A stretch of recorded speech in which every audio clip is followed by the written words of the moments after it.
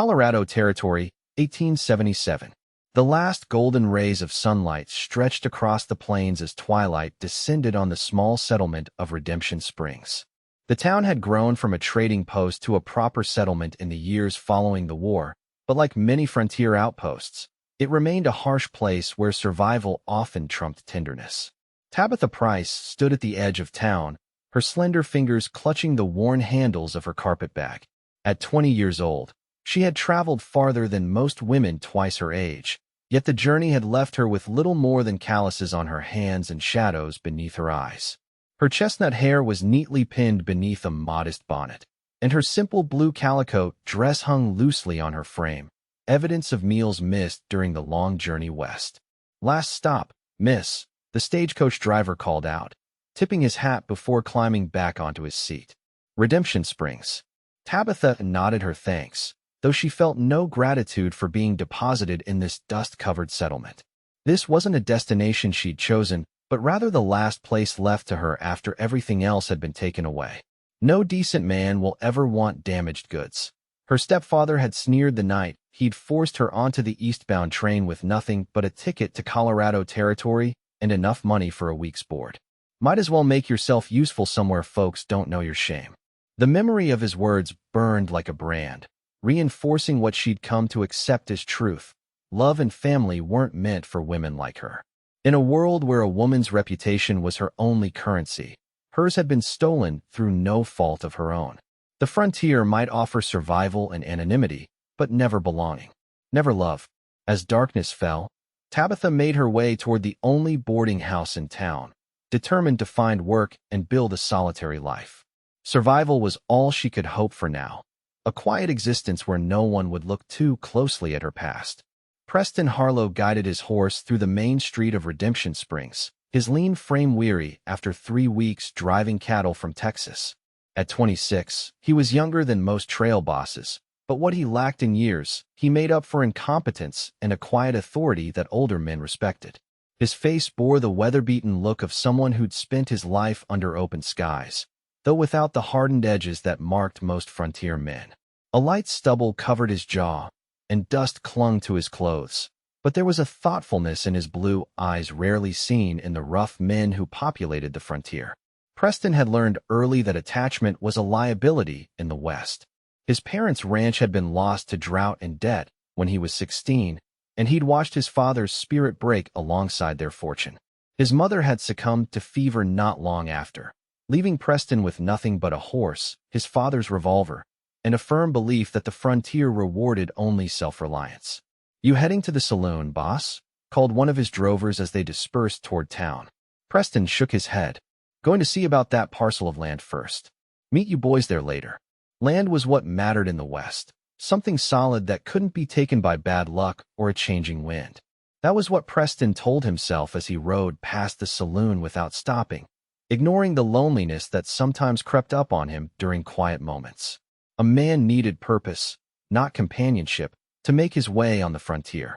What Preston didn't know, as he rode through town that evening, was that the neat parcel of land he'd been saving for, the future he'd been building toward for years, would soon become entangled with a past that wasn't his own and a future he hadn't dared to imagine. The following morning, Tabitha stood before Mrs. Fleming, the severe-looking widow who ran Redemption Springs' only boarding house. "I can clean, cook, and sew," Tabitha offered, her voice steady despite the desperation clawing at her chest. Her funds would last another 3 days at most. Mrs. Fleming's eyes narrowed. "Where's your husband, girl?" "I'm not married, ma'am." The widow's lips thinned to a disapproving line. "Family?" "None, ma'am. I've come to make my own way." A heavy silence followed as the older woman studied her. Tabitha forced herself to meet the scrutiny without flinching, though she knew what the widow was looking for, signs of the fallen woman, the runaway, the troublemaker. "Very well," Mrs. Fleming finally said. "I need help with the cleaning and meals. Room and board plus $2 a week. You'll have Sundays to yourself unless we're overrun." Tabitha nearly sagged with relief. "Thank you, ma'am. I won't disappoint you. See that you don't. Unmarried women don't have many chances out here, Miss Price. Best remember that." As if she could forget. The frontier might offer second chances to men with checkered pasts, but for women, the rules remained rigid. One misstep, or in her case, one violation beyond her control, and doors closed permanently. She'd come west not seeking redemption but invisibility, a place to disappear into routine and hard work until the past stopped haunting her dreams. By midday, Tabitha had cleaned 3 rooms and helped prepare lunch for the boarders.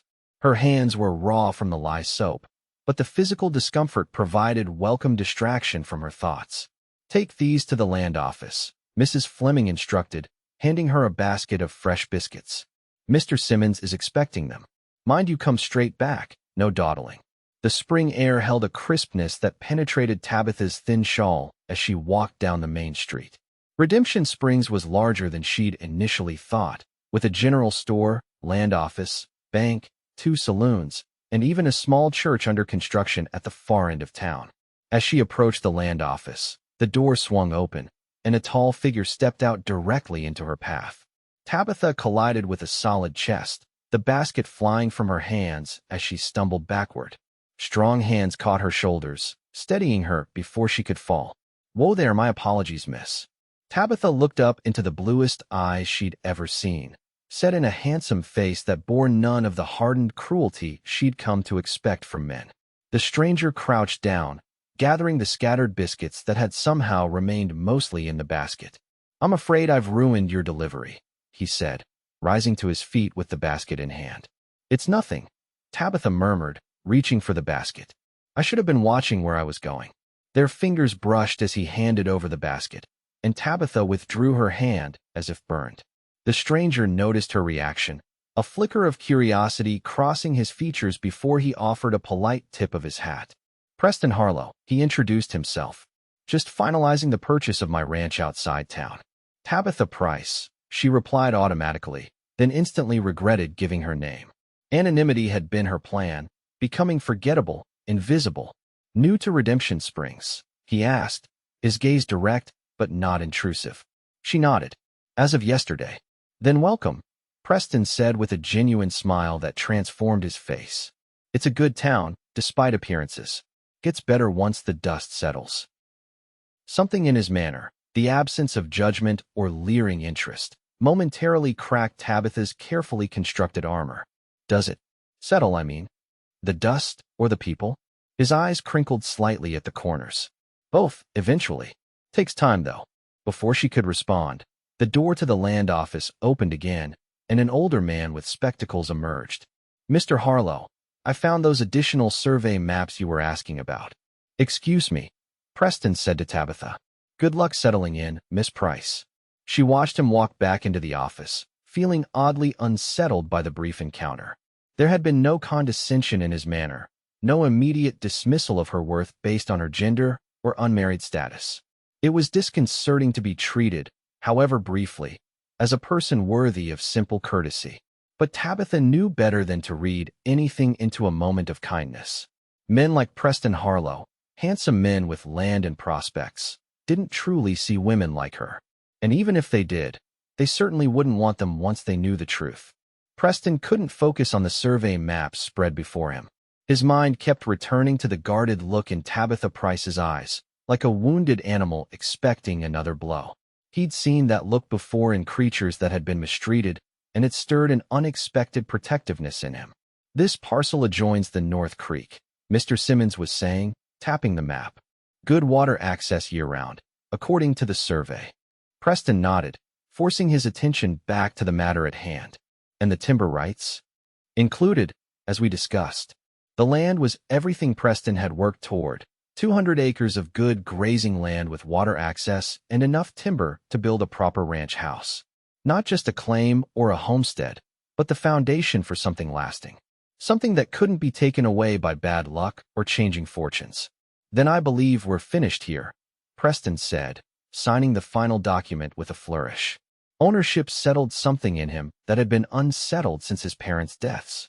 A man without land was at the mercy of others' goodwill, but a man with property made his own destiny. As he left the land office, Preston noticed Tabitha hurrying back toward the boarding house, her head down and steps quick, as if trying to avoid notice. There was a story there, one he had no business wondering about. The West was full of people running from something, himself included in some ways. The unwritten code of the frontier was to avoid asking questions about what had driven folks to start anew. Still, as he made his way to the general store to purchase supplies for his new property, Preston found himself glancing toward the boarding house more than once.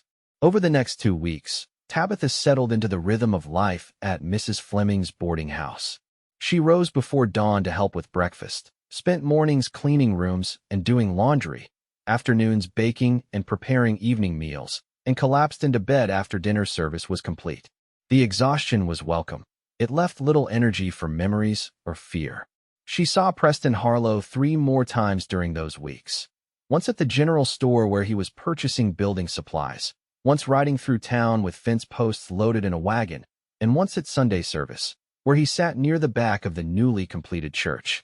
Each time, he'd acknowledged her with a polite nod, nothing more. She told herself the flutter in her chest was merely surprise at being remembered at all. On the first truly warm day of spring, Mrs. Fleming assigned Tabitha the task of taking clean linens to the doctor's house on the edge of town. Dr. Marshall's wife had just given birth to their 3rd child, and the boarding house owner had volunteered Tabitha's services to help with the household for the afternoon. The doctor's home was modest but well kept, with a small garden just beginning to show green shoots. As Tabitha approached, she heard a child's laughter and the low rumble of a man's voice from the side yard. Curiosity drew her around the corner, where she found Preston Harlow sitting on a bench, whittling what appeared to be a small wooden horse, while the doctor's 5-year-old son watched in fascination. "Miss Price," Preston said, looking up with evident surprise. "Good afternoon, Mr. Harlow," she replied, clutching the bundle of linens tighter. "I didn't expect to see you here. Just returning a favor. Doc Marshall set my foreman's broken arm last week. Thought I'd help with some chores while he's busy with the new baby." The simplicity of the explanation, one neighbor helping another, struck Tabitha as unexpectedly touching. It spoke of community, of connections formed through mutual support rather than obligation or advantage. "I'm here for similar reasons," she offered. "Mrs. Fleming sent me to help with housework." Preston smiled, the expression warming his features. "Looks like Redemption Springs takes care of its own." "Its own," Tabitha repeated softly. The words felt foreign on her tongue, like a language she'd heard but never learned to speak. Belonging was not something she'd allowed herself to consider. She was saved from further reflection by the appearance of Mrs. Marshall at the door, baby cradled in her arms. "Miss Price? Oh, thank goodness. Please come in. The washing's piled to the ceiling, and I haven't had a moment to think about dinner." As Tabitha moved toward the house, Preston stood. "I'll have this ready for you soon, Jacob," he told the boy, pocketing the half-finished horse. "Miss Price," he added with a nod to Tabitha, "enjoy the sunshine while you can. Storm's coming in from the west." She glanced at the clear blue sky, puzzled. "You can smell it on the wind," he explained, noting her confusion. "Years on the trail teaches you to read the weather." Something in his tone, not condescending but almost protective, made Tabitha pause. "Thank you for the warning, Mr. Harlow." Their eyes met briefly, and for a moment, Tabitha felt seen. Truly seen, in a way that was both terrifying and exhilarating. Then Mrs. Marshall called again, and the moment broke like a soap bubble, leaving Tabitha wondering if she had imagined the connection. Preston was right about the storm. By late afternoon, dark clouds had gathered on the western horizon, and a cool wind whipped through town, carrying the scent of rain. Tabitha had finished helping Mrs. Marshall and was hurrying back to the boarding house when the first large drops began to fall. She quickened her pace, but the heavens opened suddenly, releasing a deluge that soaked her within seconds. Lightning flashed overhead, followed almost immediately by a crack of thunder that made her jump. The main street had turned to mud, clinging to her shoes and the hem of her dress. "Miss Price," a familiar voice called out over the downpour.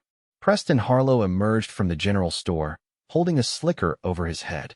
"Quick, get under here." Before she could protest, he was beside her, sheltering her with the oiled canvas. "Store's right here. Better wait it out. This is just the beginning." The warmth of his proximity was almost as startling as the cold rain. Tabitha couldn't remember the last time she'd been so close to a man without feeling fear. The storekeeper looked up as they entered, shaking water from their clothes. "Caught you both, did it? Nasty storm blowing in." They're saying the creek might flood if it keeps up. Likely will. Preston agreed, hanging his dripping hat on a peg by the door. Miss Price was caught without shelter. Didn't expect it to come so quickly, Tabitha admitted, embarrassed by her bedraggled appearance. Nobody expects a spring storm's temper, the storekeeper said kindly. Warm yourselves by the stove. I've got coffee brewing. The small pot-bellied stove in the corner radiated welcome heat. Tabitha stood near it, trying to smooth her wet hair into some semblance of order while surreptitiously studying Preston. His shirt clung to broad shoulders, and water dripped from his dark hair onto his collar. There was something disconcertingly intimate about seeing someone disheveled by the elements. Your warning came true, she said, breaking the silence between them. About the storm. Preston smiled ruefully. Would have been more useful if I'd mentioned exactly when it was coming. How did you know? She asked, genuinely curious. There wasn't a cloud in the sky this morning. The air changes before a storm, gets heavy, carries different scents. He accepted a steaming mug from the storekeeper with a nod of thanks. My father taught me to read those signs. Said a man who can predict the weather will never be caught unprepared. He sounds wise, Tabitha said, accepting her own mug. A shadow crossed Preston's face. He was, until life took more from him than he could stand. The raw honesty in his voice surprised her. Most men on the frontier wore their stoicism like armor, revealing nothing of vulnerability or loss. I'm sorry, she said softly. Preston seemed to catch himself, straightening slightly. Ancient history now. Built my own place southeast of town. Nothing fancy yet, but good land. Your own place? Tabitha echoed, unable to keep the wistfulness from her voice. The concept of ownership, of having something that was truly hers, felt as distant as the stars. Preston studied her over the rim of his mug. What brought you to Redemption Springs, Miss Price? If you don't mind my asking. The question was asked casually enough, but Tabitha felt her defenses rise. A fresh start, she replied, the practiced half-truth coming easily.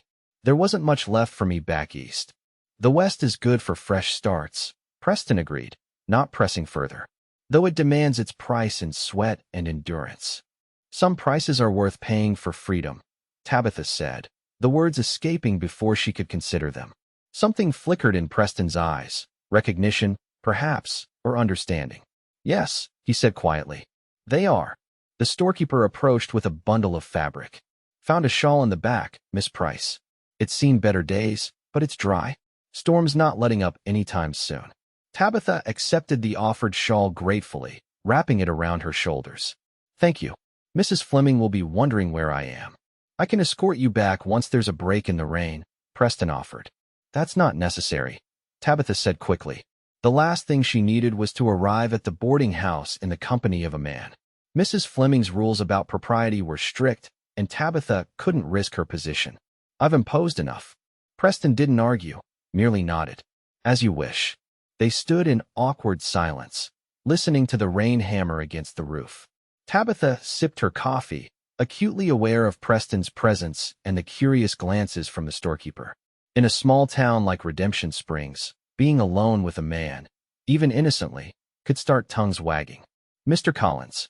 A boy burst through the door, rain streaming from his clothes. Pa sent me to fetch you. The creek's rising fast, and they need help with sandbags by the mill. The storekeeper grabbed his coat. Preston, mind the store? Elizabeth is at her sister's, and I can't close up with the storm. Go, Preston said without hesitation. I'll keep things running here.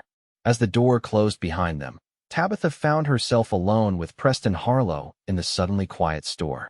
The rain continued its assault outside, but inside, a different kind of tension built in the silence. I should go, Tabitha said, moving toward the door. In this? Preston gestured to the window, where water now ran in sheets. You'd be soaked through in seconds. The boarding house is a quarter-mile away. Mrs. Fleming would rather you return late and dry than on time and ill, Preston finished. Besides, you're with the temporary storekeeper. All very proper. There was a teasing quality to his voice that drew an unexpected smile from Tabitha. Is that what you are now? Mr. Harlow, the rancher-turned-shopkeeper? I contain multitudes, he replied with a mock bow that made her laugh outright. The sound of her own laughter startled Tabitha. How long had it been since she'd felt light enough to laugh? Since before that night, certainly. before her world had collapsed and her stepfather had made it clear that a ruined woman had no place in decent society. Preston moved behind the counter, seemingly at ease.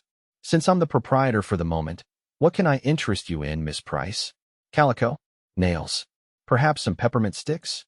The playfulness of the exchange felt dangerous, like stepping onto ice of unknown thickness. Yet Tabitha found herself drawn to the momentary escape it offered. "What does a temporary shopkeeper recommend for a lady caught in a deluge?" she asked, entering into the game. Preston studied the shelves with exaggerated seriousness. "Well now, that depends on the lady." His eyes met hers, warm with humor but holding something else, a genuine interest that made Tabitha's pulse quicken. Is she the practical sort who wants sturdy boots, or the forward-thinking type who needs a good umbrella for next time? Perhaps she's both, Tabitha suggested, surprising herself with the boldness.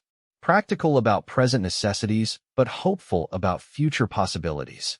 The playfulness in Preston's expression softened into something more contemplative, a rare combination on the frontier. Most folks lean hard toward the practical, forgetting to hope entirely. The conversation had shifted, becoming something more revealing than Tabitha had intended.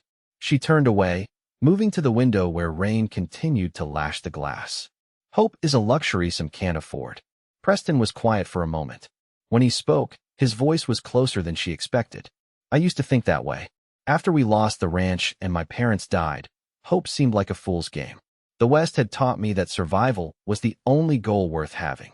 Tabitha turned to find him standing a few feet away, his expression open and unguarded. "What changed your mind?" she asked softly. "Who says I changed it?" he countered, but there was no edge to the words. "Maybe I'm just a slow learner. Bought land, built fences, all practical concerns. But lately," he trailed off, looking past her to the rain-lashed street. "Lately I've wondered if survival alone is enough." The vulnerability in his admission created a dangerous crack in Tabitha's defenses. Here was someone who understood loss, who had faced the harsh realities of the frontier and emerged not hardened but questioning. It would be so easy to step toward that understanding, to allow herself the luxury of connection. Instead, she wrapped the borrowed shawl tighter around her shoulders.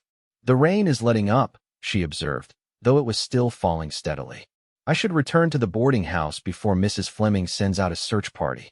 Preston didn't try to stop her, but his eyes held a question she wasn't ready to answer. "At least take an umbrella," he said, reaching behind the counter.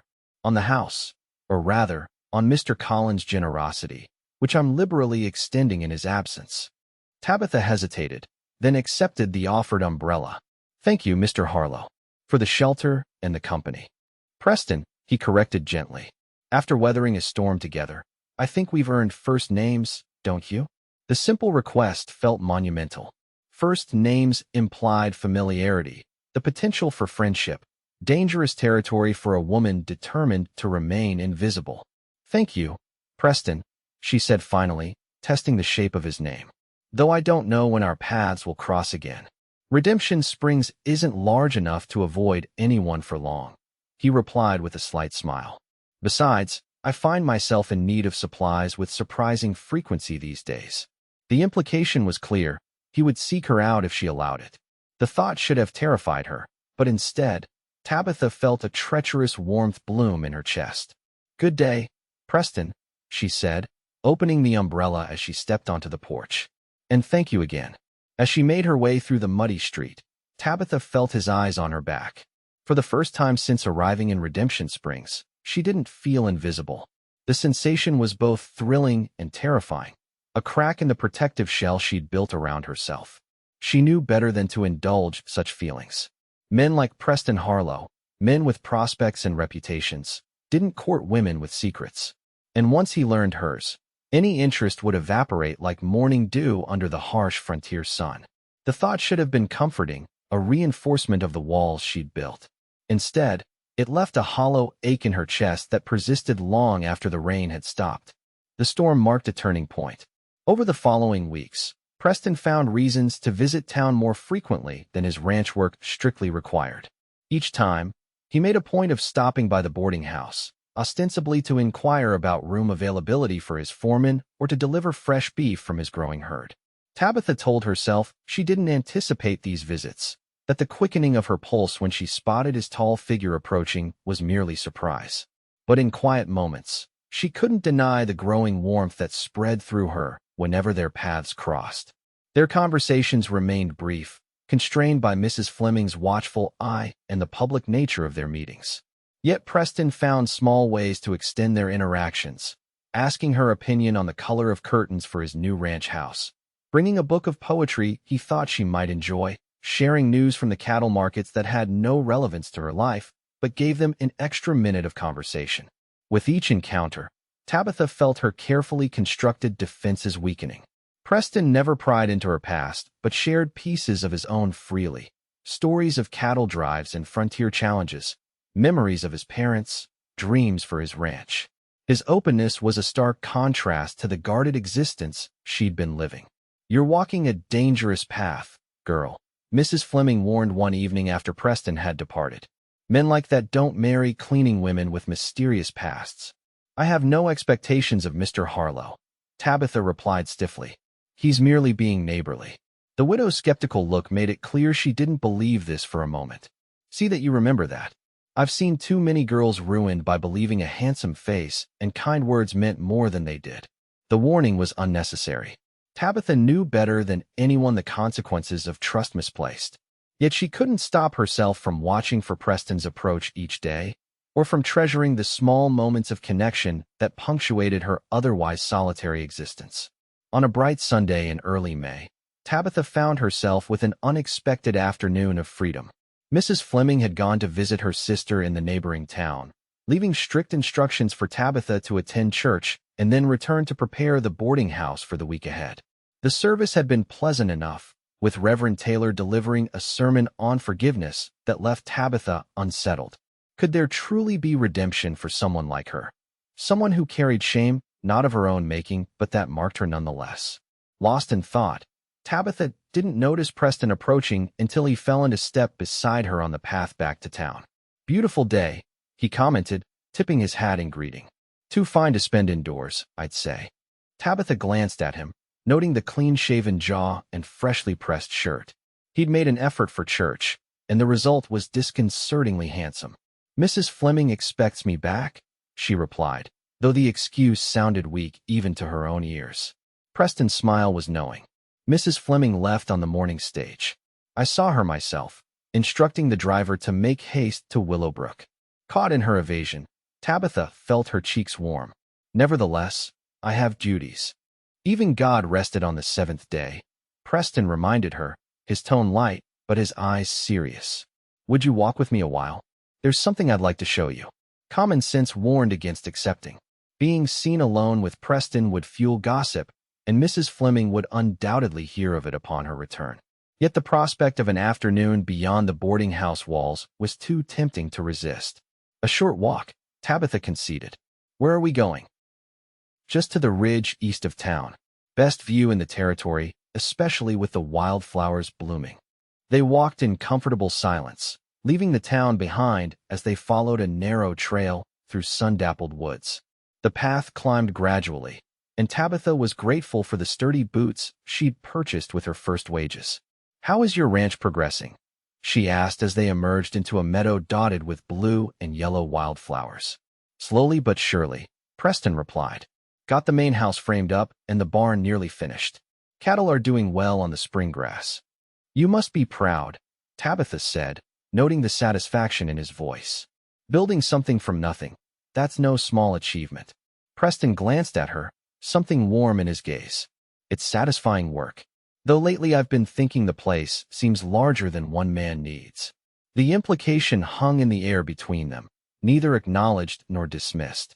Tabitha quickened her pace slightly, focusing on the path ahead rather than the dangerous territory of the conversation. They crested the ridge a few minutes later, and Tabitha's breath caught at the vista that spread before them. Rolling hills stretched toward distant mountains, their slopes painted with wildflowers and new grass. A silver ribbon of river wound through the valley, and in the far distance, she could make out what must be Preston's ranch, a cluster of new buildings near a stand of cottonwoods. "It's beautiful," she whispered, the vastness of the landscape making her feel both small and somehow free. "This is where I come when decisions need making," Preston said, standing close enough that she could feel the warmth radiating from him. "Something about the view puts things in perspective." "And what decisions bring you here today?" Tabitha asked before she could stop herself. Preston turned to face her fully, his expression serious. "I've been trying to decide if I'm imagining something between us, Tabitha, or if you feel it too." The directness of the question stole her breath. In the East, such a declaration would have been considered shockingly forward. But the frontier had its own rules, where life's uncertainty made people speak their minds more freely. "Preston," she began, unsure how to respond. The truth was too dangerous, and lies felt impossible under his steady gaze. "I know it's sudden," he continued when she didn't finish, "and I know little of your past. But I've never met anyone who makes me question my solitary plans the way you do." Tabitha turned back to the view, unable to bear the earnestness in his eyes. "You don't know me," she said softly. "Not really. I know you work harder than anyone I've ever met. I know you're kind to Mrs. Marshall's children and patient with old Mr. Jenkins when he tells the same story for the third time.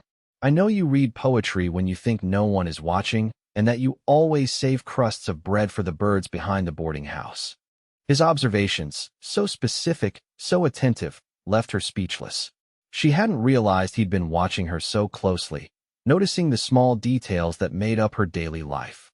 "I don't need to know where you came from to know who you are now," Preston added gently.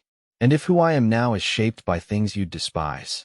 Tabitha asked, the words escaping before she could reconsider. Preston was silent for a moment. "I've known my share of despicable things, Tabitha.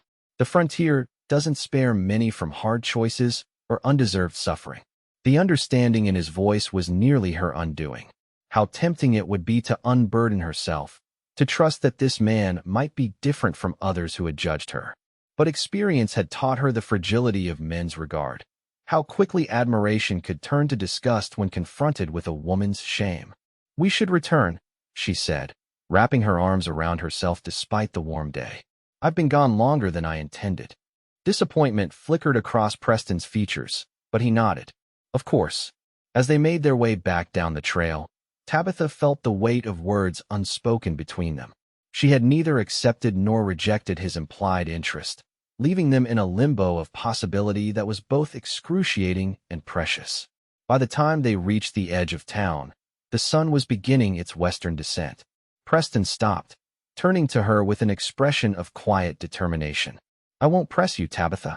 But know this, I meant what I said. And I'm not a man who changes his mind easily." Before she could respond, he tipped his hat and strode away, leaving her standing alone with a heart more unsettled than it had been in months. The following week brought an unexpected development. A telegram arrived from Mrs. Fleming, summoning her to her sister's sickbed for an extended stay. The boarding house owner departed the next morning after giving Tabitha detailed instructions and full responsibility for the establishment's operation. "Don't make me regret this trust," the older woman warned as she boarded the stage. "And mind you keep proper hours. Your reputation reflects on my business." Alone for the first time since arriving in Redemption Springs, Tabitha threw herself into managing the boarding house. The work was exhausting but oddly liberating. Without Mrs. Fleming's constant supervision, she found small ways to make the place more welcoming. Fresh wildflowers on the dining table, special touches in the bread recipes, extra pillows in the guest rooms. Word of the boarding house's improved comforts spread quickly, and within days, all rooms were occupied. The railroad surveyors passing through town were particularly appreciative of Tabitha's cooking, leaving generous tips that she carefully saved. For the first time, she began to imagine a future where she might have choices, perhaps even a small place of her own someday. Preston kept his distance during this time, though Tabitha often caught sight of him in town. She told herself the space was welcome, that it gave her time to reinforce her resolve against the dangerous pull she felt toward him. Yet each night, alone in her small room, she found her thoughts turning to their conversation on the ridge, to the possibility of a connection she'd thought forever denied to her. On the 10th day of Mrs. Fleming's absence, disaster struck. Tabitha was preparing breakfast when smoke began pouring from the kitchen stove. Within minutes, flames had spread to the curtains and then to the dry wooden walls of the old building. "Fire!" she shouted, rushing to wake the sleeping boarders. Everyone out now. The next hours passed in a blur of shouted orders, bucket brigades, and desperate efforts to contain the blaze. By mid-morning, it was clear the boarding house couldn't be saved. The structure collapsed in on itself in a shower of sparks and ash, leaving nothing but smoldering ruins. Tabitha stood before the destruction, soot streaking her face and arms, her few possessions lost in the blaze. The boarders had scattered to find alternative lodgings, leaving her alone to face the implications of the disaster. Without the boarding house, she had no job, no roof over her head, and nowhere to turn. Tabitha. Preston's voice cut through her daze. He appeared through the crowd that had gathered to watch the fire, concern etched on his features. Are you hurt? She shook her head numbly. Everyone got out. Thank God for that. His eyes swept over her, taking in her disheveled state and the shock evident in her expression. Where will you go? The simple question broke through her stunned detachment. Where would she go? Mrs. Fleming was unreachable, and Tabitha had no friends close enough to impose upon. Her small savings wouldn't sustain her for more than a week or two at the hotel. I don't know, she admitted, her voice small. Preston's face hardened with resolve. My foreman's wife is in town. She can accompany you to the ranch until we sort this out. Your ranch? Tabitha repeated, not comprehending. I can't impose. It's not an imposition, Preston interrupted firmly. The house has several rooms, all proper and above board. Mrs. Turner will be there as chaperone, unless you'd prefer the hotel. The thought of spending her precious savings on hotel rates made Tabitha's decision for her. If Mrs. Turner doesn't mind the company, I would be grateful for temporary shelter. Good. Preston's relief was palpable. Wait here. I'll fetch her and arrange a wagon. As Preston strode away, Tabitha surveyed the smoking ruins of what had been her workplace and home. The fire had destroyed everything she'd managed to build in Redemption Springs, her position, her modest security, the beginnings of independence. She was once again adrift, dependent on the goodwill of others. The irony wasn't lost on her. After months of careful distance, fate had conspired to place her directly in Preston Harlow's orbit, in his home, under his protection. It was exactly the situation she'd been determined to avoid, not because she feared him, but because she feared her own growing feelings for a man who would surely reject her once he knew the truth. The Harlow Ranch exceeded Tabitha's expectations. The main house, though not fully finished, was solidly built and surprisingly spacious, with large windows that filled the rooms with light. A wide porch wrapped around three sides, offering views of the rolling grassland that stretched toward distant mountains. Mrs. Turner, a practical woman in her 40s, welcomed Tabitha with brisk efficiency, showing her to a small but comfortable bedroom at the back of the house. Not fancy, she apologized, but clean and private. Mr. Harlow says you're to stay as long as needed. It's very kind, Tabitha replied, setting down her borrowed carpetbag. The few possessions it contained, a spare dress, a hairbrush, and a small Bible, had been hastily purchased in town to replace what the fire had claimed. But I don't intend to impose for long. Mrs. Turner's expression softened slightly. Don't you worry about imposing. That man's been rattling around this big house alone for too long. Besides, we could use a woman's touch around here. Before Tabitha could respond to this startling statement, the housekeeper continued, Supper's at 6. Mr. Harlow usually takes his meals with us, unless he's working the far pastures. Make yourself at home until then. Left alone, Tabitha sank onto the edge of the bed, overwhelmed by the day's events and the strange turn her circumstances had taken. Just hours ago, she'd been independent, employed, with a roof over her head and a future taking shape. Now she was a charity case, dependent on Preston Harlow's generosity. The situation was untenable. She needed to find new employment quickly, before Preston's kindness could develop into something more complicated, before her presence in his home led to expectations she couldn't fulfill. Dinner that evening was a simple but hearty affair: beef stew, fresh bread, and apple pie that Mrs. Turner proudly announced she'd baked that morning. Preston arrived just as they were sitting down, his clothes dusty from the day's work, but his manner warm. I hope you're settling in all right, he said to Tabitha as they took their places at the table. I know it's not what you're used to. It's lovely, Tabitha assured him, uncomfortable with his concern. Far nicer than I expected. I'm very grateful for your hospitality, though I won't impose for long. Preston frowned slightly. There's no rush. The town's short on housing since the fire, and Mrs. Turner appreciates the company. Mr. Harlow's right about that, the older woman confirmed, passing the bread. Been telling him for months he needs more life in this house. It's too big for just one man. The comment, innocuous as it was, hung in the air between them. Tabitha focused on her plate, acutely aware of Preston's gaze. I've been thinking, he said after a moment. The house needs curtains, rugs, all those things that make a place livable. I've no eye for such things. Perhaps you might advise me, Tabitha? I'd compensate you for your time, of course. The offer was transparent in its intent, a way to provide her with employment without wounding her pride. Tabitha should have refused, should have insisted on finding her own way. But the prospect of returning to town with no position and dwindling funds was daunting. I'd be happy to help, she said finally, though I'm no expert in home furnishings. You've got more experience than anyone here, Preston replied with a smile that warmed his eyes. We'll ride into town tomorrow to look at fabrics, if that suits you. And just like that, Tabitha found herself with a new purpose at the Harlow Ranch. What had begun as temporary shelter was rapidly becoming something more permanent and far more dangerous to her peace of mind. The following weeks established a routine that felt alarmingly domestic. Mornings were spent helping Mrs. Turner with household tasks, afternoons devoted to sewing curtains or arranging furniture in the newly finished rooms of the ranch house.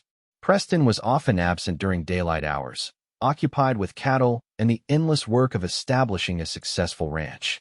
But evenings brought them together around the dinner table, where conversation flowed more easily than Tabitha would have thought possible. She learned about Preston's dreams for the ranch, his plans to experiment with new breeding techniques, his hope to someday build a school for the children of ranch workers. In turn, she found herself sharing small pieces of her own history, her love of reading, fostered by a kind schoolteacher, her talent for cooking, learned at her mother's side, her appreciation for music, though she claimed no skill herself. What she didn't share were the darker chapters of her story, her mother's early death, her father's remarriage to a woman who resented his daughter's existence, the stepbrother whose unwanted advances had been believed over her denials, leading to her banishment from the only home she'd ever known. Yet even without knowing these details, Preston seemed to understand that there were wounds beneath her carefully maintained composure. He never pressed when she changed the subject or fell silent at certain topics. Instead, he offered the steady companionship of a man content to wait for trust to build naturally. It was this patience, more than anything, that began to undermine Tabitha's defenses. Having expected men to be like her stepfather and stepbrother, demanding, entitled, quick to anger, Preston's thoughtful consideration was disarming. He treated her not as an object to be possessed or a servant to be commanded, but as a person whose thoughts and feelings mattered. You're different here, Mrs. Turner observed one afternoon as they hung freshly laundered sheets on the line behind the house. More at ease than when you first arrived. Tabitha smoothed a wrinkle from the cotton sheet, avoiding the older woman's perceptive gaze. The country air agrees with me, I suppose. Mrs. Turner made a non-committal sound. Or perhaps it's the company. Mrs. Turner, I've known Preston Harlow since he was no higher than my knee. The housekeeper continued, ignoring Tabitha's protest. Watched him grow from a serious boy into a good man. Never seen him look at anyone the way he looks at you. Tabitha's hands stilled on the laundry. I'm just helping with the house. There's nothing more to it than that. If you say so. Mrs. Turner pinned the last sheet with brisk efficiency. But a woman my age recognizes something real when she sees it. And whatever's growing between you two is as real as anything I've witnessed. The housekeeper's words followed Tabitha through the remainder of the day, impossible to dismiss, yet dangerous to contemplate. Was it possible that what she felt for Preston, this growing warmth that frightened and thrilled her in equal measure, was reciprocated? And if it was, what then? The truth of her past remained between them, an invisible barrier that would shatter any possibility of a future together once revealed. That evening, as twilight painted the sky in shades of purple and gold, Tabitha found herself alone on the porch. Preston had ridden out after dinner to check on a newborn calf, and Mrs. Turner had retired early with a headache. The solitude was welcome after a day of unsettling thoughts. The sound of approaching hoofbeats drew her attention. Preston emerged from the gathering darkness, his figure silhouetted against the last light of day. He dismounted with the easy grace of a man who'd spent his life on horseback, leading his mount toward the barn. Tabitha should have gone inside, maintained the careful distance she'd been trying to preserve. Instead, she called out, "How is the calf?" Preston looked up, surprise and pleasure crossing his features when he spotted her. "Doing well.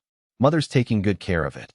He secured his horse to the porch rail and climbed the steps to join her. "Beautiful evening." "It is," Tabitha agreed, acutely aware of his proximity as he leaned against the porch railing beside her. "I was just admiring the stars. You can see so many more out here than in town." Preston looked up at the darkening sky, where the first stars were beginning to appear. "One of the things I love about this place. Makes a man feel small, but in a good way. Like your troubles can't be that important in the grand scheme of things." "Do you have many troubles?" Tabitha asked, curious about what could weigh on a man who seemed so content with his place in the world. Preston considered the question seriously. "Not troubles exactly. Questions, maybe. About the future. What kind of life I'm building here." "It seems a good life to me," Tabitha offered. "Your own land, a fine house, respected in the community." "It is good," Preston agreed. "But lately I've been wondering if it's complete." His eyes met hers in the fading light. "A house needs more than curtains and furniture to be a home, Tabitha." The implication was unmistakable, hanging in the air between them like a tangible thing. Tabitha's heart raced as she searched for a response that wouldn't reveal how deeply his words affected her. "Preston, you don't need to say anything," he interrupted gently. "I'm not asking for declarations or promises. Just wanted you to know that these weeks haven't been charity or convenience for me. Having you here has made me see possibilities I'd stopped considering." The vulnerability in his admission stirred something in Tabitha, a longing so powerful it frightened her.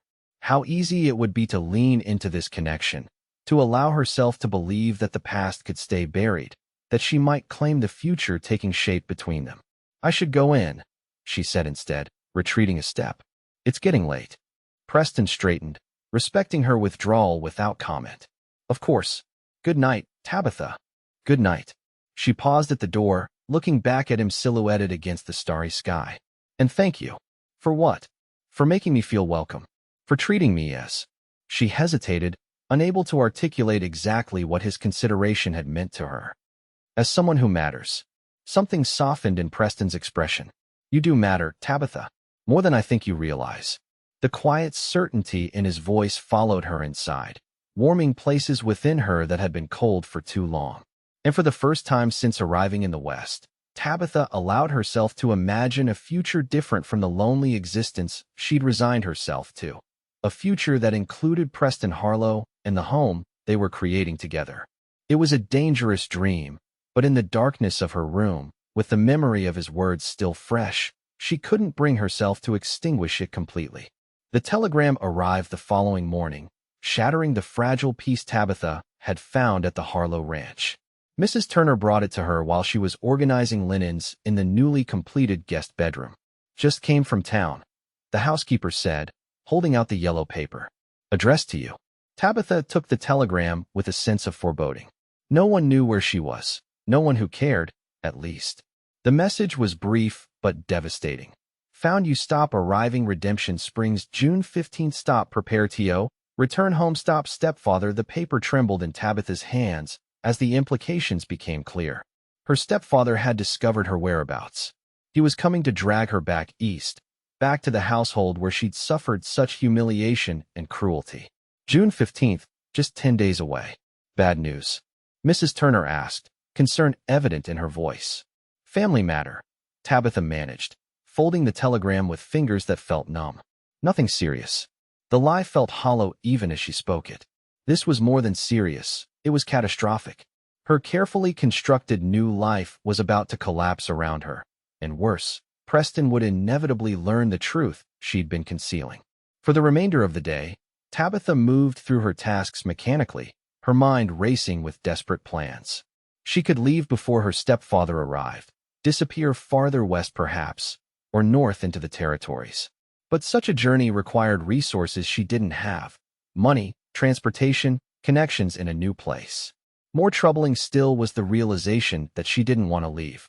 Despite her best intentions, she had formed attachments here, to Mrs. Turner's motherly concern, to the ranch with its sweeping vistas, and most dangerously, to Preston himself. By evening, Tabitha had reached a painful conclusion.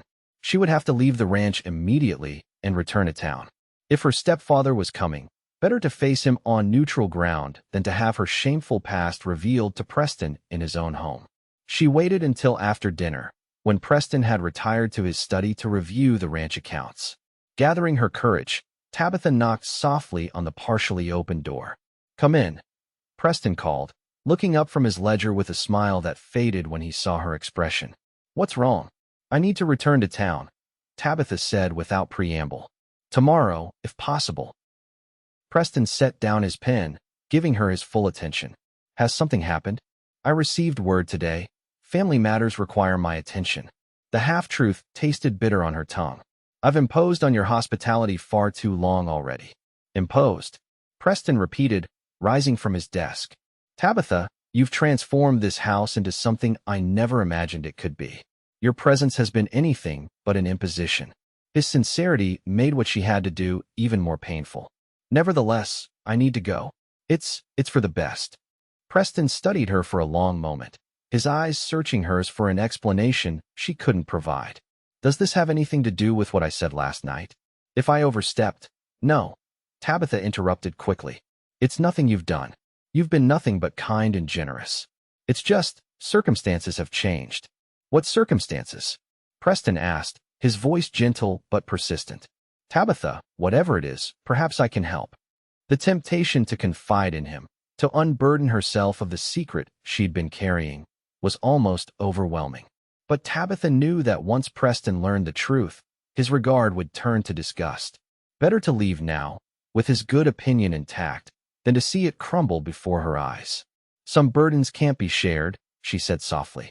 "Please understand. I'm grateful for everything you've done, but I need to handle this alone." Hurt flickered across Preston's features, quickly masked by concern. "At least tell me you'll be safe. Wherever you're going, whatever you're facing, will you be all right?" The question nearly undid her resolve. Would she be all right? Returning to her stepfather's control, to the household where her stepbrother still lived, to the society that had cast her out as ruined. None of it promised safety or happiness. "I'll manage," she said finally, unable to offer more reassurance without lying outright. "I always have." Preston moved toward her, stopping when she instinctively stepped back. "Tabitha, these past weeks, they've meant something to me. I hoped, they meant something to you too." "They did," she admitted, the words escaping before she could stop them. "More than you know. Then why leave? Whatever's troubling you, we could face it together." The earnestness in his voice made Tabitha's heart ache. How tempting it was to believe him, to trust that his regard would survive the revelation of her past. But experience had taught her the fragility of men's esteem when confronted with a woman's shame. Even shame that was no fault of her own. "Some things can't be faced together," she said, her voice barely above a whisper. "Some burdens belong to one person alone." Preston's expression hardened with sudden determination. "I don't believe that. Not for a moment. Whatever you're running from, whatever you're afraid of, it doesn't have to be faced alone. Not anymore." Before Tabitha could respond, he closed the distance between them, his hands gently framing her face. "I'm falling in love with you," he said simply. "I think I have been since that day in the rain. And I believe you feel something too, something that frightens you." The declaration, spoken with such quiet certainty, stole Tabitha's breath. Love, not infatuation or convenience or mere attraction, but love. The word hung between them, beautiful and terrible in its implications. "You can't love me," she whispered, tears threatening despite her best efforts. "You don't know who I am, what I've been." "I know who you are now," Preston countered. "I know your kindness, your strength, your determination. The past, whatever it holds, doesn't change what I see in you today." His thumb brushed away a tear that had escaped despite her resolve. "Tell me what you're afraid of, Tabitha. Let me help." The tenderness in his touch broke something inside her, a dam that had held back not just tears but truth. Words began to spill out, halting at first, then in a rush she couldn't contain. "My stepfather is coming.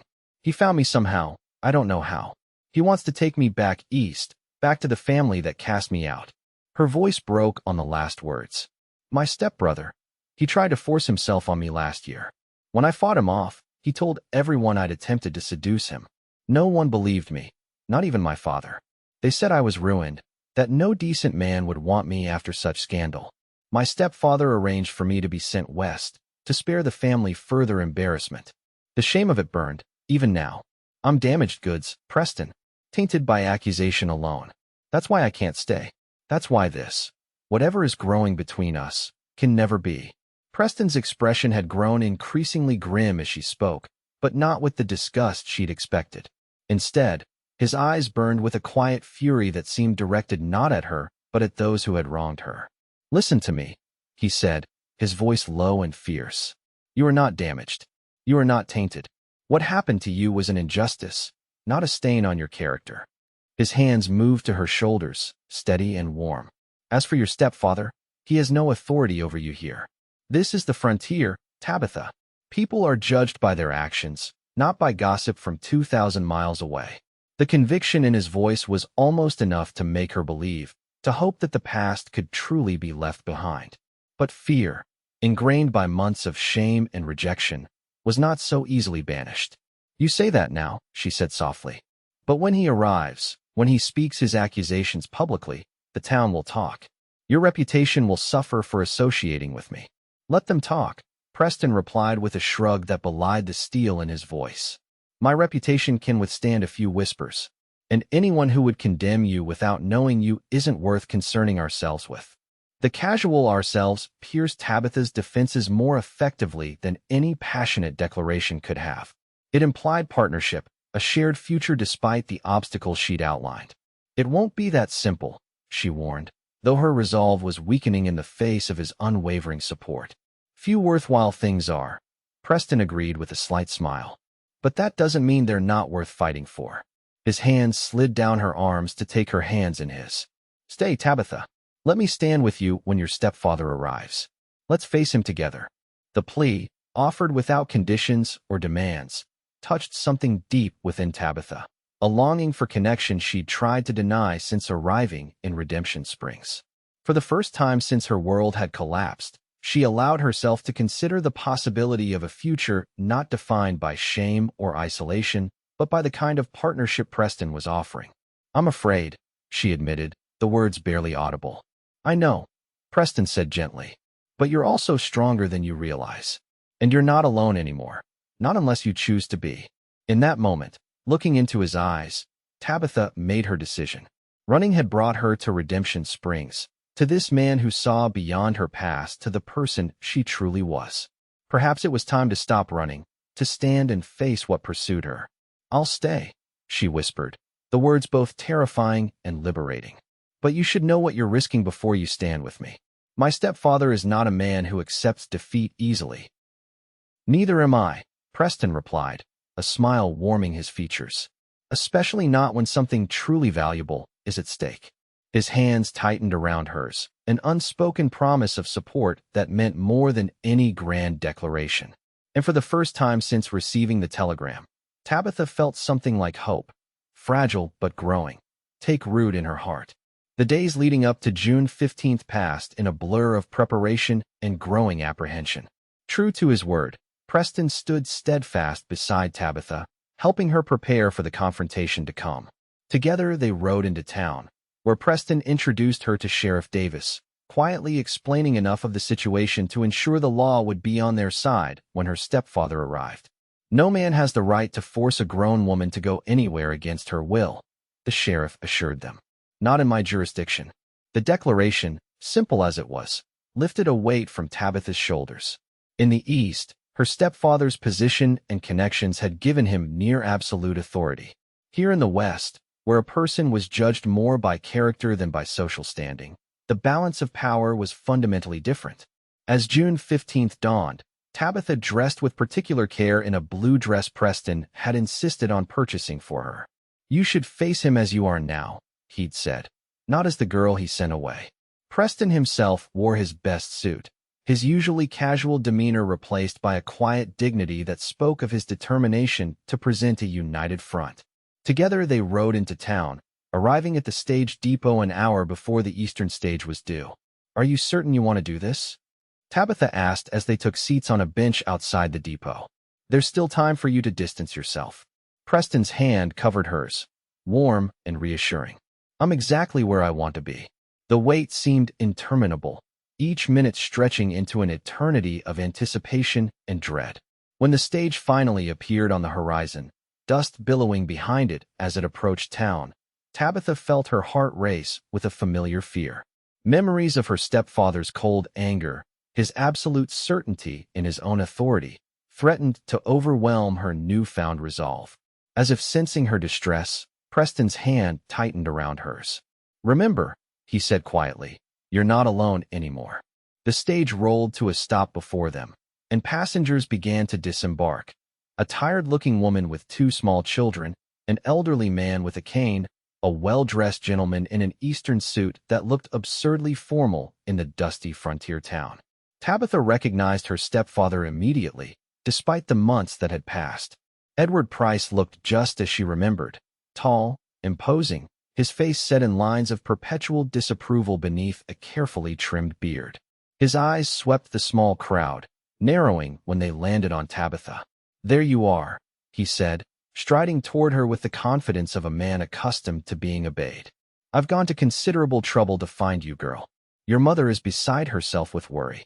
The lie, her stepmother had never shown the slightest concern for her welfare, stiffened Tabitha's spine. She isn't my mother, she replied, rising to her feet. And I'm no longer a girl to be ordered about. Edward's expression darkened. You'll mind your tone, Tabitha. I've come to take you home where you belong. The arrangements have already been made. What arrangements? Preston asked, standing beside Tabitha with a protective stance that didn't go unnoticed by her stepfather. Edward's gaze flicked to Preston, dismissive and cold. Family matters that don't concern you, sir. They concern me greatly, Preston replied, his voice level but firm. Especially when they involve trying to force a woman to leave her home against her will. Her home. Edward's laugh was sharp with disbelief. This godforsaken territory is not her home. She belongs with her family, under proper supervision.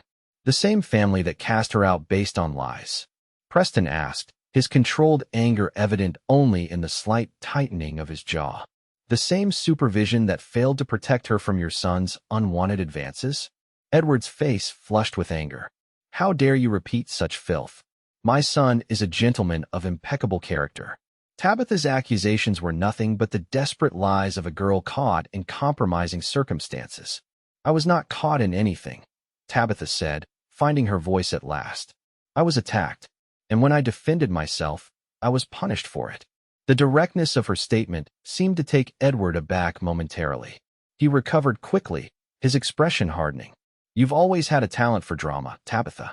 It's time to end this frontier adventure and return to reality. I've arranged a marriage for you, a man willing to overlook your indiscretions in exchange for the generous dowry I've offered. The revelation hit Tabitha like a physical blow. This was worse than she'd imagined. Not just a return to her stepfather's household, but a forced marriage to some man desperate or greedy enough to accept a ruined woman for the right price. No, she said, the single word emerging with surprising strength. I will not go with you, and I will certainly not marry a stranger of your choosing. Edward's eyes narrowed dangerously. You have no say in the matter. You're my responsibility until you're properly wed, and I've endured quite enough of your defiance. He reached for her arm, but Preston stepped smoothly between them. Mr. Price, I suggest you reconsider your approach. Sheriff Davis is watching from across the street, and I assure you, attempting to force Miss Price to go anywhere against her will would be considered an offense in this territory. Edward glanced toward the sheriff, who indeed stood observing the confrontation with a hand resting casually on his holstered pistol. For the first time, uncertainty flickered across the older man's face. This is absurd, he muttered. She's my stepdaughter, barely more than a child. I'm 20 years old, Tabitha interrupted. A grown woman by any standard. And I've built a life here that I have no intention of abandoning. What life? Edward scoffed, gesturing dismissively at the dusty main street. Hiding in this backwater, working as a servant? Is that what you've reduced yourself to? Actually, Preston said, his voice taking on a formality that Tabitha hadn't heard before. Tabitha has accepted my proposal of marriage. She will be mistress of one of the largest cattle ranches in the territory. Hardly the life of a servant. The statement, delivered with such calm certainty, left Tabitha momentarily speechless. They had discussed standing together against her stepfather, but Preston had made no formal proposal. Was this merely a strategy to force Edward to back down, or something more? Edward seemed equally taken aback. Marriage? To a frontier rancher? He looked Preston up and down with undisguised disdain. Preposterous. I would never consent to such a match. Your consent isn't required, Sheriff Davis said, approaching from across the street. In this territory, a woman of legal age can marry without parental approval. Not that it's any of your business, Price, but Harlow here is one of our most respected citizens. Any woman would be fortunate to have his offer. Edward's confident demeanor began to crack as he realized the ground beneath him was less solid than he'd assumed. This is some kind of trick. Tabitha would never. You know very little about what I would or wouldn't do. Tabitha interrupted, finding strength in the support surrounding her. You never bothered to know me at all. You saw only what was useful to your family's standing. She stepped closer to Preston, drawing confidence from his steady presence. I've accepted Preston's proposal because he sees me for who I truly am. He knows what happened with James, and he believes me, something my own family was unwilling to do. The truth of her words struck her even as she spoke them. Preston did see her, had seen her from that first meeting in the rain. He had looked beyond her guarded exterior to the person beneath, offering understanding instead of judgment, partnership instead of control. Edward's face darkened with anger. This is ridiculous. I've traveled 2,000 miles to resolve this matter, and I will not leave without you. Whatever delusions you've developed about your place in the world, it's time to set them aside and remember your duty to your family. My duty, Tabitha repeated, a lifetime of suppressed anger finally finding voice. What of your duty to me? To protect me from your son's predatory behavior? To believe me when I told you what happened? You cast me out without a second thought, all to preserve appearances. Her voice grew stronger with each word. Well, I found something better here. People who judge me by my character, not by gossip or false accusations. I have work that brings me satisfaction and a future of my own choosing. I will not give that up to return to a household where I was never valued, only controlled. The force of her declaration seemed to physically push Edward back a step. For the first time, he looked at her, truly looked at her, as if seeing not the obedient girl he'd sent away but the woman who had emerged in her place. You've changed, he said finally, something like surprise in his voice. The West changes people, Preston replied, his hand finding Tabitha's in a gesture both protective and proud. Sometimes for the better. Edward's gaze shifted between them, calculation replacing anger as he assessed the situation with the practicality that had made him successful in business. I see I've wasted my time, he said stiffly. Very well. If you're determined to throw your life away in this godforsaken place, I'll not expend further effort to prevent it. The abrupt capitulation took Tabitha by surprise. She had expected a longer battle, more threats or attempts at manipulation. But perhaps Edward Price had recognized something fundamental had shifted, not just in their relative positions of power, but in Tabitha herself. She was no longer the frightened girl who could be intimidated into compliance. I'll be on tomorrow's eastbound stage, Edward continued, adjusting his coat with a show of dignity. I trust you'll have the decency to inform your mother of your decision yourself. All right, Tabitha agreed, refusing to be baited by his reference to her stepmother, though I doubt she'll read the letter. A flicker of acknowledgement crossed Edward's face, confirmation that her assessment was accurate. Without another word, he turned and strode toward the hotel, his rigid posture the only indication of his thwarted purpose. As he disappeared from view, Tabitha felt a curious lightness, as if a weight she'd carried for so long she'd forgotten its presence had suddenly been lifted. She turned to Preston, whose hand still held hers in a warm, steady grip. Did you mean it? She asked quietly. About the proposal? Preston's expression softened into a smile that reached his eyes. Every word. Though I had planned something a bit more romantic than a confrontation at the stage depot. He reached into his pocket, withdrawing a small velvet pouch. I've been carrying this for days, waiting for the right moment. From the pouch, He produced a simple gold band set with a small but perfect diamond. It was my mother's. I think she would have approved of you wearing it. Tabitha stared at the ring, her heart racing with emotions too complex to name. Preston, you don't have to do this. Now that my stepfather is leaving, this has nothing to do with your stepfather. Preston interrupted gently. And everything to do with how I feel about you. How we feel about each other. His blue eyes held hers, honest and direct. I love you, Tabitha. I want to build a life with you. Not because you need protecting or because I need someone to make curtains, but because you make me happier than I ever thought possible. The sincerity in his voice dispelled the last of Tabitha's doubts. The man standing before her wasn't offering marriage out of obligation or pity.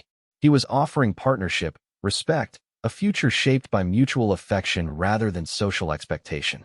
They said no man would want me, she whispered, the pain of that pronouncement still echoing despite all that had changed. Preston's hand tightened around hers. They were wrong about us, he replied simply. They were wrong about you. In that moment, surrounded by the golden light of late afternoon in a dusty frontier town, Tabitha finally allowed herself to believe it. The past hadn't disappeared. Its shadows would always be part of her story. But it no longer defined her, no longer determined her worth or limited her future. Yes, she said, her voice clear and certain. Yes, I'll marry you, Preston Harlow. As he slipped the ring onto her finger, its weight unfamiliar but welcome, Tabitha felt the last pieces of her carefully constructed armor fall away. In their place grew something stronger, not walls to keep the world at bay, but foundations for the life they would build together. The wedding took place 3 weeks later in the small church of Redemption Springs. Mrs. Fleming, returned from her sister's bedside, insisted on hosting the reception at the newly rebuilt boarding house. Mrs. Turner cried openly during the ceremony, later claiming it was dust in her eye, but fooling no one with the explanation. As Preston and Tabitha exchanged vows before Reverend Taylor, the memories of all that had brought them to this moment wove through Tabitha's mind. The fire that had seemed like disaster but had led her to Preston's ranch. The storm that had first drawn them together. The confrontation that had finally freed her from the past's grip. I now pronounce you husband and wife, the Reverend declared to the assembled guests. You may kiss your bride. Preston's kiss was gentle but sure, a promise of the life they would build together. As they turned to face their friends and neighbors, Tabitha felt a sense of belonging she had never known before. This town, these people, this man, they were her home now, her future, her redemption. Later, as the celebration continued around them, Preston led Tabitha onto the small porch of the boarding house. The summer evening was warm, stars beginning to appear in the darkening sky above the frontier town that had become their home. Happy? Preston asked, his arm around her waist. Tabitha leaned into his embrace, the gold band on her finger catching the last light of day. More than I ever thought possible, she replied honestly. I came west believing I had no future worth claiming, that no one could want someone with my past. And now, Preston prompted, turning her gently to face him. Tabitha smiled, the expression reaching her eyes in a way that still felt new and wonderful. Now I know better. Now I know that the past doesn't determine what we can become. That love sees beyond labels and accusations to the truth beneath. Preston's hand cupped her cheek, his touch reverent and warm. They were wrong about you, Tabitha Harlow. They were wrong about us both. As his lips met hers again, the distant sound of celebration fading into the background, Tabitha knew he was right. The broken girl who had stepped off the stage in Redemption Springs, convinced that love and belonging were luxuries she could never claim, had found both in the most unexpected place. The frontier had not been kind in many ways, but it had offered what the East could not, the chance to be judged by one's character rather than one's history. And in that space of possibility, Tabitha and Preston had found each other, proving that even in the harsh realities of the West, love could take root and flourish, healing wounds that once seemed beyond repair.